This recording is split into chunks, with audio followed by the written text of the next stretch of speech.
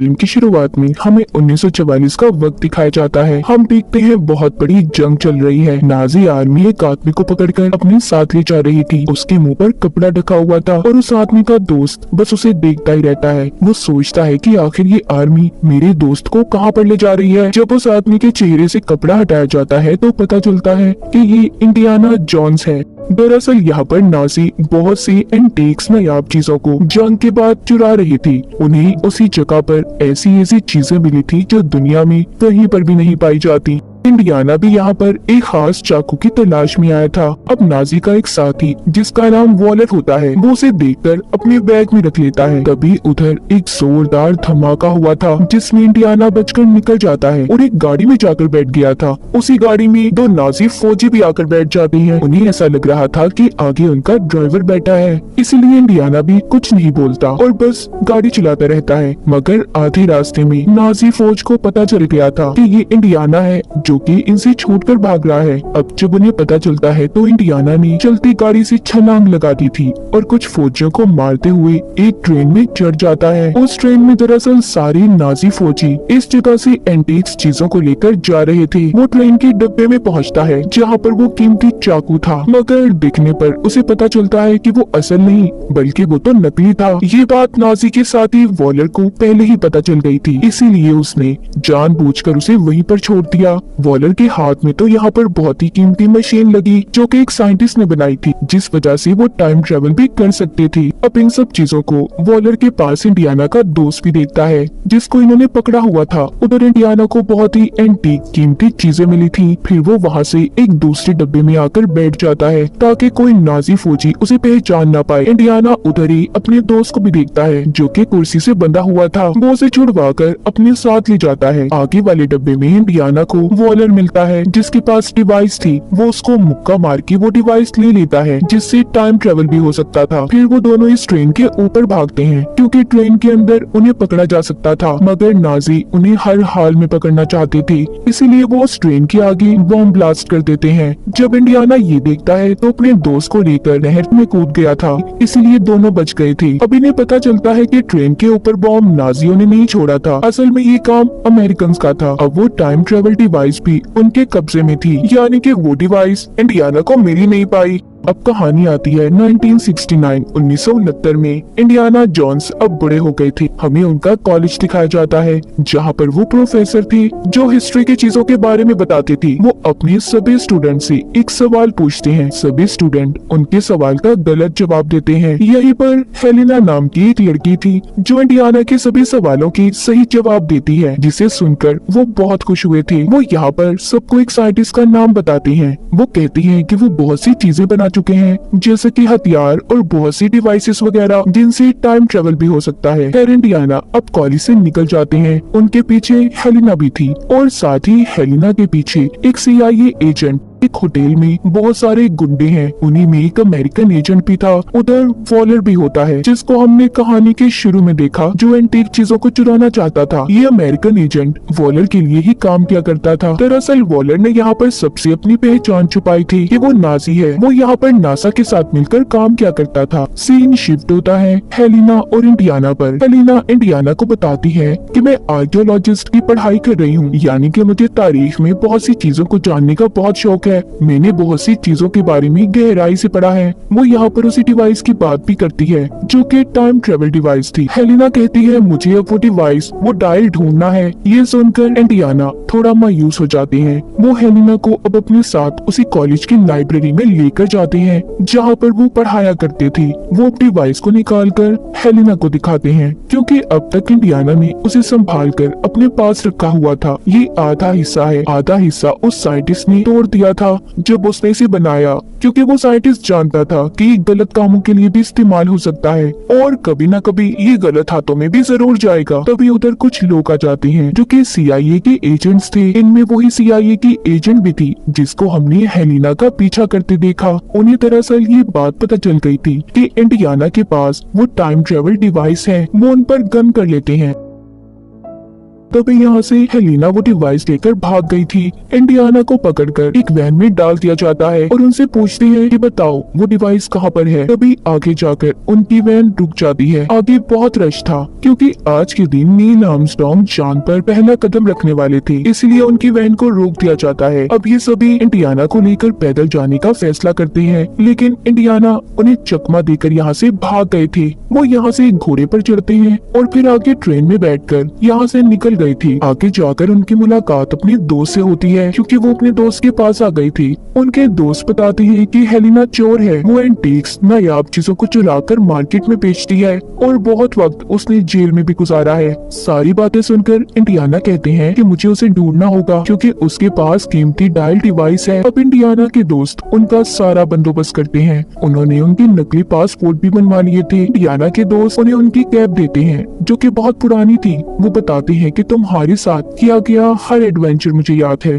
अगले दिन इंडियाना जब उसे ढूंढते हुए एक होटल में पहुंचते हैं तो हेलिना उस डायल की नीलामी कर रही थी। वो जब उसे रोकने के लिए आगे बढ़ते हैं तो उधर ही हेलिना का एक असिस्टेंट उन्हें रोक लेता है जो कि उसका दोस्त भी था। वो हाथ झटकते हुए आगे बढ़ते हैं। वहीं पर इंडियाना वॉलर को भी देखते हैं। उन्होंने उसे पहचान लिया था कि वो नाजी है क्योंकि उन्हें सब कुछ याद था। वो उसे देखकर बोलते हैं हेलिना तुम इस डायल की नीलामी नहीं कर सकती। तभी यहाँ पर लड़ाई हो जाती है। उस डिवाइस के सभी पीछे थे। आखिर में वो डिवाइस अब हेलिना के हाथ में आती है। वो उसे अपने असिस्टेंट की तरफ फेंकती है। तभी उसके हाथ से वॉलर उस डिवाइस को छीनकर ले जाता है। हेलिना और इंडियाना दोनों भागते हुए बाहर आते हैं, मगर तब तक वॉलर वहाँ से जा चुका था। इंडियाना एक ऑटो रिक्शा लेकर उनका पीछा करते हैं, मगर वो लोग जा चुके थे। वॉलर दिखाया जाता है जिसको CIA एजेंट बोल रही थी कि तुम जानते हो तुम्हारी वजह से न जाने कितने मासूम लोगों की जान चली गई। यानी कि इंडियाना के पीछे जो CIA के एजेंट पड़े थे वो सभी वॉलर से मिले हुए थे। वॉलर उस एजेंट को मार देता है और ये कहता है कि मैं नाजी हूँ, नाजी था और नाजी ही रहूंगा। यानी कि अब तक वो अपनी असली पहचान छुपाकर यहाँ पर जिंदगी गुजार रहा था। उधर दूसरी तरफ इंडियाना अपने दोस्त के पास जाते हैं जिसके पास शिप था जो कि एक सेलर होता है। वो उसे कहते हैं कि देखो मुझे समंदर के अंदर जाना है, इसके लिए मुझे तुम्हारी मदद की जरूरत है। उनके साथ हेलिना और उसका असिस्टेंट भी थी। हेलिना तभी बातों के दौरान इंडियाना से पूछती है कि अगर आपको टाइम में पीछे जाने का मौका मिले तो सबसे पहले आप क्या करेंगे। वो कहते हैं अगर मुझे मौका मिला तो सबसे पहले मैं अपने बेटे को बचाऊंगा जो एक हादसे में मर गया था। ये बात कहकर वो उदास होकर वहाँ से चले जाते हैं। अब अगले दिन ये समंदर में अपना सफर शुरू करते हैं। उन्हें नासी के शिप को ढूंढना था जो कि समंदर में डूबकर तबाह हो गया था। वहाँ पर बहुत से ढांचे भी पड़े थे जो उन लोगों के थे जो शिप में डूबकर मर गए थे। तभी वहाँ पर इनके पास एक व्हेल मछली आती है। इंडियाना उसे वहाँ से भगाते हैं। उन्हें उस शिप में एक बक्सा मिला था जिसे वो लेकर ऊपर आने लगते हैं। ऊपर इंडियाना की शिप में वॉलर के आदमियों ने कब्जा कर लिया था।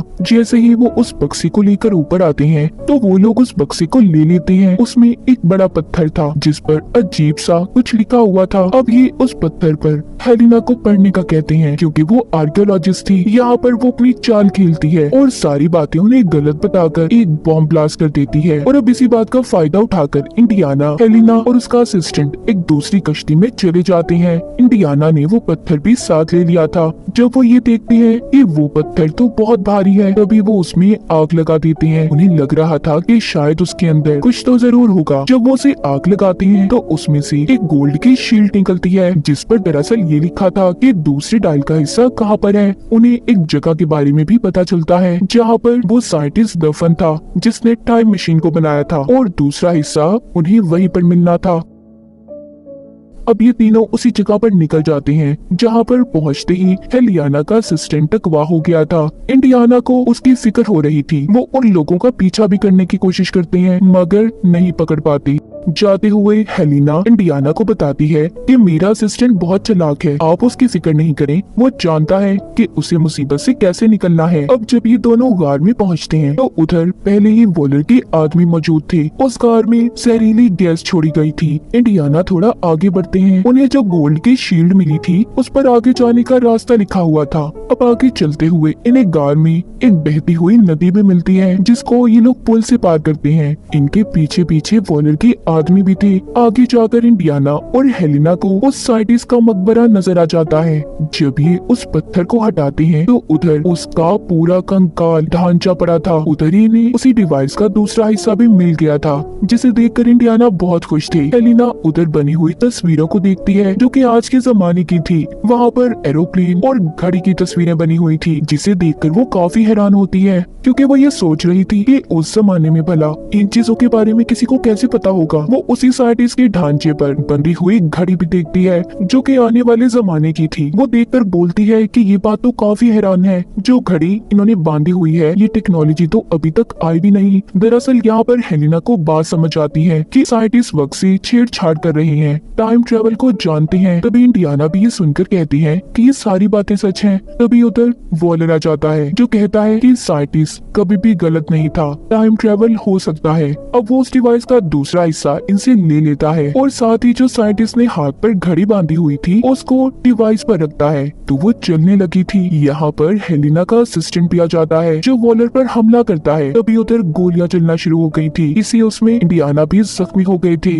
वो हेलिना से कहते हैं देखो तुम जाओ, तुम्हारी जान को खतरा हो सकता है। अब हेलिना और असिस्टेंट यहाँ से निकल जाते हैं। वॉलर और उसके आदमी इंडियाना को लेकर अपने साथ चले गए थे। ये सभी एयरपोर्ट की तरफ जा रहे थे। रास्ते में जाता हुआ वॉलर इंडियाना को बताता है कि मुझे वो जगह मिल गई है जहाँ पर मैं टाइम ट्रेवल कर सकता हूँ। अब तो मेरे पास डिवाइस भी है, मुझे किसी चीज का कोई डर नहीं। उधर ही हेलिना अपने असिस्टेंट के साथ उनका पीछा कर रही थी, इन्हें छुपकर देख रही थी। वो अपने असिस्टेंट को एक प्लेन दिखाती है, कहती है उसे देखो, क्या तुम उसे चला लोगी? वो कहता है हाँ मैं कोशिश करूंगा। अब हेलिना एक बाइक की मदद से वॉलर के प्लेन में चढ़ जाती है। उसका असिस्टेंट भी प्लेन लेकर पीछे आ रहा था। वॉलर को वो जगह मिल गई थी जहाँ पर वो टाइम ट्रेवल कर सकता था। हम देखते हैं कि आसमान पर तेज रोशनी होती है और जहाज रोशनी में चला जाता है। पीछे ही हेलिना के असिस्टेंट का प्लेन भी था, यानी कि ये सब टाइम ट्रेवल करके वक्त में पीछे आ गए थे। उनका प्लेन काबू से बाहर हो जाता है क्योंकि जिस वक्त में ये गए थे वहाँ पर जंग चल रही थी और हर तरफ तबाही ही तबाही थी। अब हेलिना उस प्लेन को रोकने की कोशिश करती है मगर वो बेकाबू था, इसीलिए हेलिना भी प्लेन से लटक जाती है। इंडियाना आकर उसे बचाती है मगर तभी दोनों नीचे गिर गए थे। तो उनका पैराशूट खुल जाता है